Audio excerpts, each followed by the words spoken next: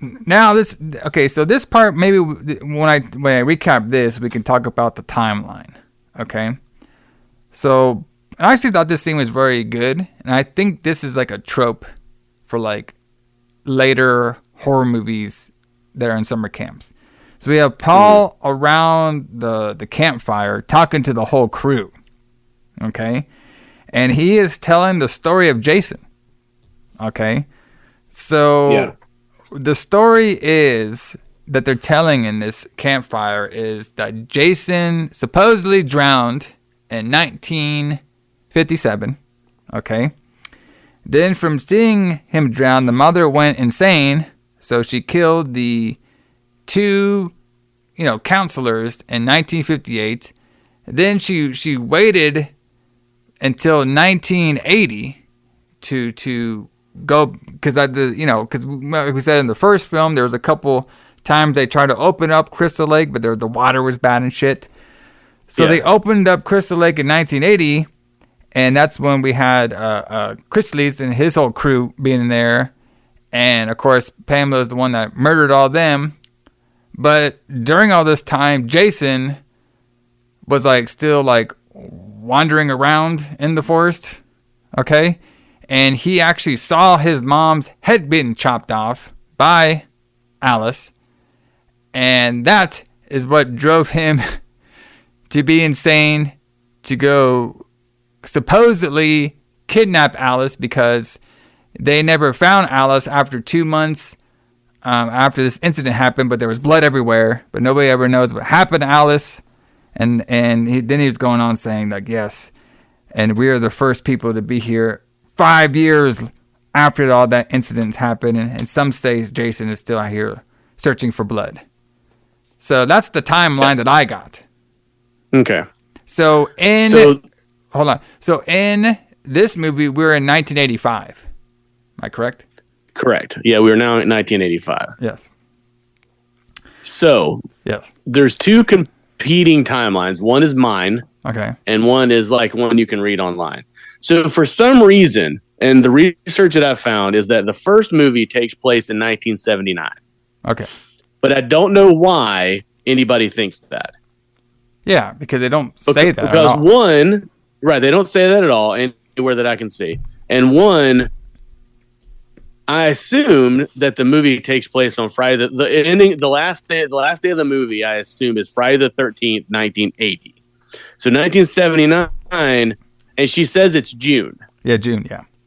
So Jason was born June 13th, 1957. Well, he wasn't born then. That's when he died. 1946, right? Yeah. 1946, yeah. And he died. He died in 1957. Yeah. But because doesn't she say so? It's June. It's June the 13th, which I'm assuming is a Friday because that's what the movie's called. Because otherwise, there would be no reason for this movie to be called Friday the 13th in continuity. There would be no reason for that. So if it's Friday and 1980 had a Friday the 13th in June. There you go. Now, there wasn't a full moon that day. I told you, I did a lot of research on this. There wasn't a full moon that day because remember, the sheriff says there's a full moon too. Yeah, it brings out the crazy and the rapers out. Yeah, it brings out the crazy and the rapists. Yeah, so there's no, there was no full moon, but there was no Friday the 13th in June of 1979, but there was in 1980.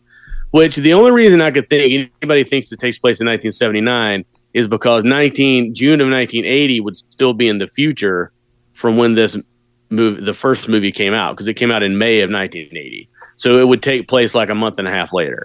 Yeah. Right. Well, this fucking movie number 2 takes about like fucking 4 years later.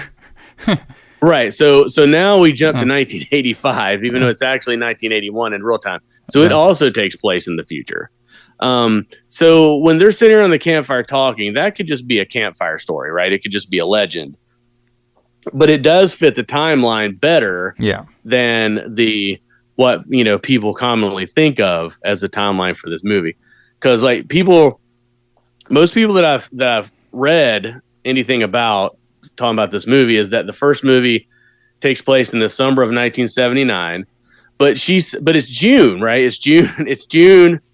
Friday the 13th in June of whatever year that Pamela Voorhees is killing those people, because she says Jason was my son and today is his birthday, right? Yeah, today's his birthday. Yeah. She doesn't say this is the day he died. He died in September. Yeah, it's his but birthday. She says this Jason is my son and today is his birthday. So that makes me think that he was born on June 13th, 1946, because he was 11 when he died in 1957. Right? Yeah. So now we're in 1980, June 13th, Friday the 13th, June 1980. Yeah. Makes the most sense to me. Right. Being in 1980. Yeah. Yeah. So that is now the official canon timeline as far as I'm concerned. Yes. Now with this but one. Now we're in 1985. Yeah, we're in. Well, I mean, because Paul basically said we're here 5 years later. I mean, he said, and that wasn't part of the story. He's just like saying for a fact, like, yes, we are here 5 years later. It is 5 years later, right? So it's 1985. Yeah. Which I'm fine with, like, jump. You don't have to be in the actual year you're fucking filming this shit. It doesn't really matter. Of course. So, but then after this, that was a good timeline, though. I think we all cleared that up. Now, there is one. Yeah. So basically, the big controversy with the timeline, though, is obviously in the original Friday the 13th, we saw Jason. He was a little boy, and he's the one that had attacked Alice. So that's a dream, though. That never happened. Yeah, that's a dream, though. So it was her supposedly dreaming about Jason, or it was Jason doing his best. What do they call it? Astral projection. Yeah, it could be him astral projecting. Yeah. But yeah, so the way I look at it is the ending of Friday the 13th Part 1 is a dream. That never happened. But it is by sheer coincidence that Jason is living in the woods. Yeah. Even though they never talk about that in the first movie at all. I got a question for you, though. Right. So we have determined that Pamela freaked out because her son drowned. And when you drown, you're pretty much dead. And that's why she became a raging killer, supposedly.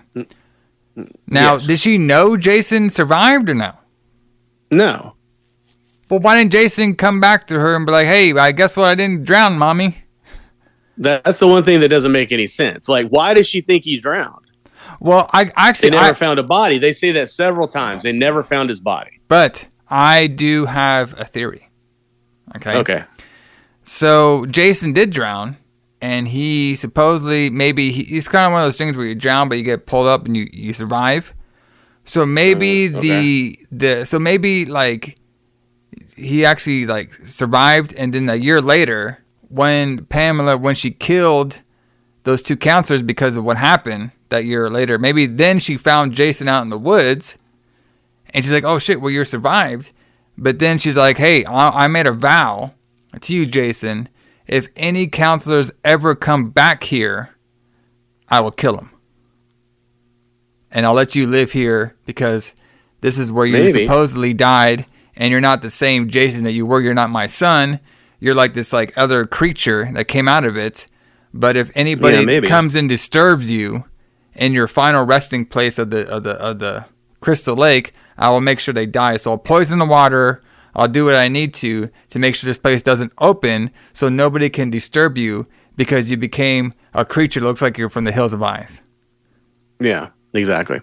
Yeah, I mean, you would think that even at 11 years old, like he would be like, instead of just like saying, well, fuck it, I guess I have to live in the woods forever. Yeah. He would like wander out somewhere. Yeah. You know what I mean? But, so I'm guessing maybe Pamela kept his ass there. Okay. Because it's one of those things where like she was so... Her original son died and this creature came out and she didn't think this creature was her son, but she wanted to keep him like hidden. Okay, so I like that. She came in insane. Let's refine it a little bit, make it a little simpler. So maybe she did know that Jason survived, but she tells everybody that he died because she's trying to keep him in the woods to protect him from being bullied like he was by everybody. Yeah. And she doesn't want anybody to come around the camp, so she says that he died, and that's why she's trying to kill people. Yeah. And then when she got her head chopped off, Jason's like, oh shit, that was my mom. That was my protector. So I'm going to go get revenge on the fucking girl who killed her. And what I'm going to do is I'm going to look on her phone book, which I don't know how to do. I'm going to drive a car and take a train I don't know what to do. And then I'm going to kill her. And then I'm going to come back to Crystal Lake, and later on I'm going to get magical powers.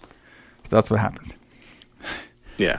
So, but I think we got it though. I think we got a pretty good timeline going here. I like it. Now, I do have something that I'll do at the end of the film of seeing if this timeline is its own separate thing or if it's actually going to continue in number 3, but we'll get there.